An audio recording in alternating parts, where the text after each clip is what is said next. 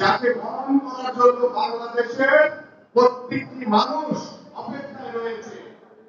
সেই বিএনপির ভারপ্রাপ্ত চেয়ারম্যান দেশের তারেক রহমান বাংলাদেশের মাটিতে যখন পা রাখবেন, বাংলাদেশের ভবিষ্যৎ রাষ্ট্রনায়ক হিসেবে তিনি দায়িত্বভার গ্রহণ করবেন। আল্লাহর রহমতে বাংলাদেশের জনগণের ভোটে নির্বাচিত হবে, বাংলাদেশে আমূল পরিবর্তন হবে। আমরা বাংলাদেশের জনগণের সকল ক্ষমতার উৎস, আমরা সেটা বিশ্বাস করি। জনগণ সিদ্ধান্ত নিবে, জনগণ কি করবে। সেই জনগণকে যদি জাতীয়তাবাদী দলের সকল নেতৃবৃন্দ আপনারা পাশে চান, পাশে থাকতে চান, জনগণের ভালোবাসা নিতে চান, তাহলে জনগণের ভাষা বুঝেন। বাংলাদেশের মানুষ কি চায় এই মুহূর্তে, আপনারা কি সেটা করছেন নাকি ভুল পথে হাঁটছেন?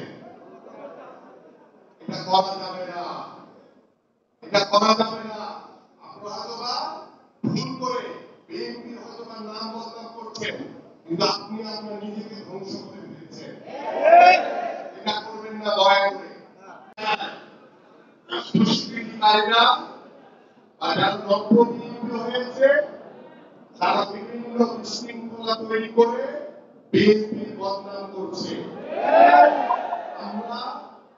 আমরা বেঁচে থাকতে আমাদের ভারপ্রাপ্ত চেয়ারম্যান দেশের তারেক রহমানের যে নির্দেশনা, সেই নির্দেশনা অনুযায়ী যদি আমার দলের লোক হয়, কাউকে ছাড় দেওয়ার কোন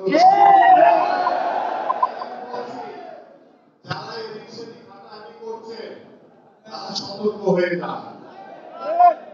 আমরা কিন্তু বারবার বলবো না, এখন কিন্তু অ্যাকশন শুরু হয়ে যাবে।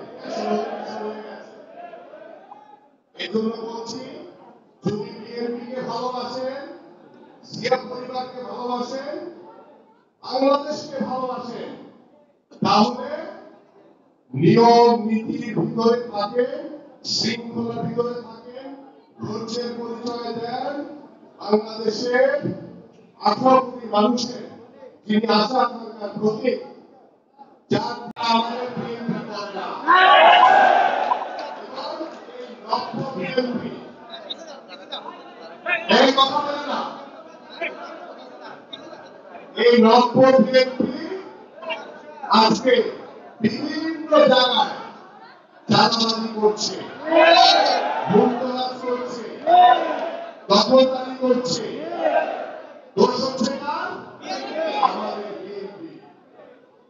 কিন্তু এদের পিছনে কিছু লোক যে আমাদের নাই সেটাও বলা যাবে না, আমাদের লোক আছে।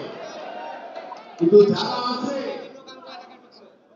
তারা কিন্তু সাময়িক আছে, তাদের সামনের দিকে এগোনোর আর কোনো সুযোগ নাই।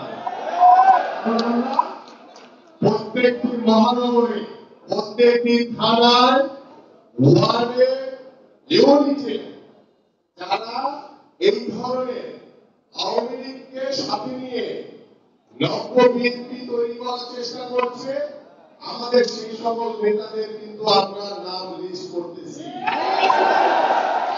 ভবিষ্যতে বিএনপিও না, অঙ্গ সংগঠন বলবেন, কোথাও কোনো ধরনের স্থান হবে না। কারণ বাংলাদেশ আজকে 17 বছর পরে নতুন ভাবে স্বাধীন হয়েছে। সেই স্বাধীন বাংলাদেশে কোনো স্বৈরাচারের স্থান না। আমরা চাই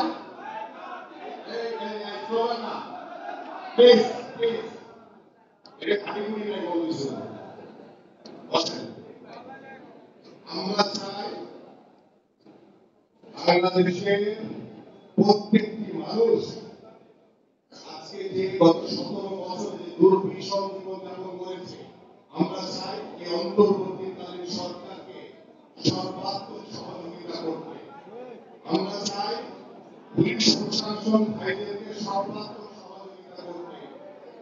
আমাদের দায়িত্ব সেনাবাহিনীর